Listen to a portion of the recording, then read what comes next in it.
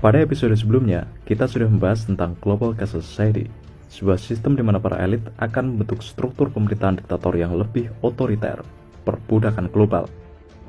Sudah jadi kewajiban kita untuk antisipasi atas apa yang belum terjadi. Lockstep adalah istilah lain dari lockdown, menjadikan masyarakat seperti tawanan dalam penjara. Ini semua terjadi akibat pemerintah ikut protap internasional.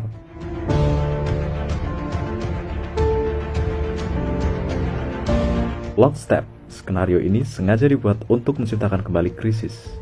Setelah virus corona menciptakan panik global atau histeria massa, seolah-olah media-media massa hanya cari income untuk mendukung teror ketakutan di kalangan masyarakat. Skema akibat lockdown, lihat, pasar modal hancur, nilai tukar hancur, ekonomi runtuh, bank mulai stop salurkan kredit, rantai suplai putus. Krisis pandemi corona ini sengaja dibuat untuk negara-negara utang pada bank sentral swasta. You look up for Federal Reserve in the blue government pages, it's not there. It's in the white pages right next to Federal Express.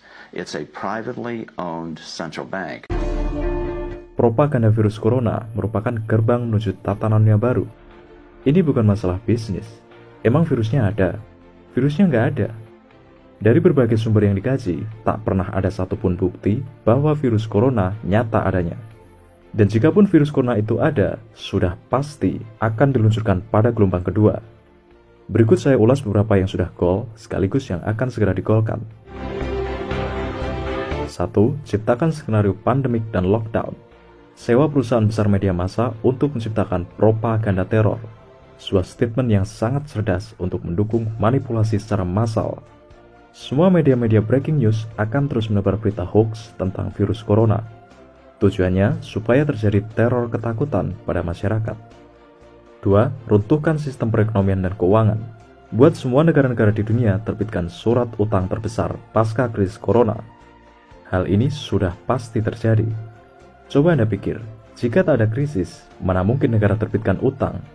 Semua negara-negara di dunia akan semakin tenggelam dengan utang-utang yang tak akan mampu dibayar. Tujuannya supaya semua negara bangkrut. Hal ini tak jauh beda dengan bisnis kredit perang. Negara pemenang perang secara teknis dapat mengatur pemerintahan yang kalah perang. Itulah tujuan yang sebenarnya, mata uang tunggal dunia. 3. Buat masyarakat di dunia seperti tawanan dalam penjara yang nantinya akan menjadi sukarela vaksinasi. Inilah arti lockdown yang sesungguhnya. Jangan kira hanya sebentar. Meski virusnya sudah tak ada, statement defense justru malah diperketat. Bahkan bisa menjadi undang-undang. Dari sini hancurlah kehidupan masyarakat. Pendapatan pengeluaran rantai suplai putus secara eksponensial. Anda tak akan mati akibat virus, melainkan mati akibat kelaparan. 4. Hapus atau beri label palsu pada semua konten, teks, audio, maupun gambar yang berpotensi membongkar konspirasi Rockefellers. Seperti yang saya katakan di awal, media-media mainstream dunia adalah milik swasta. Sebagian besar dimiliki oleh 6 perusahaan besar milik elit global: Google, YouTube, Fox, New York Times, CNN, BBC, Warner Bros, Facebook, dan lain-lain. Jadi jangan heran jika mereka cari income. Mereka tak peduli dengan Anda, tak peduli dengan kita. Mereka adalah kaki tangan kapitalisme, the global elites. 5. Terapkan skenario new normal untuk membuka aktivitas masyarakat dengan era baru. Disinilah yang perlu diwaspadai tentang ancaman gelombang kedua virus corona. New normal adalah bagian dari skenario lockstep. Kita akan bahas ini nanti. 6. Install 5G secara masif. Ciptakan identitas baru digital. Tawarkan mereka fasilitas dan teknologi modern.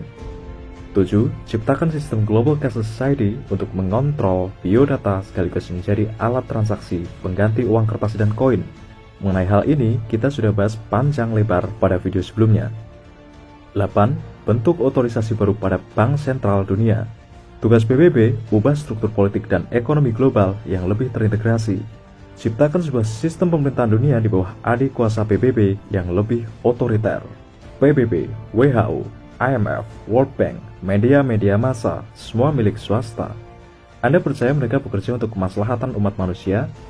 Mau sampai kapan kita ini jadi pelupa yang naif?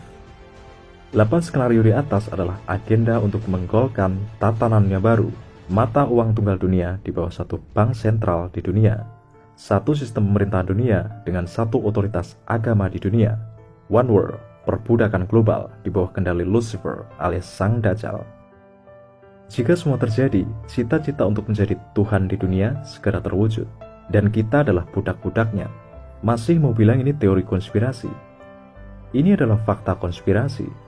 Silakan Anda buka situs academia.edu. Kata kuncinya, Scenarios for the Future of Technology and International Development, dibuat oleh Rockefeller Foundation.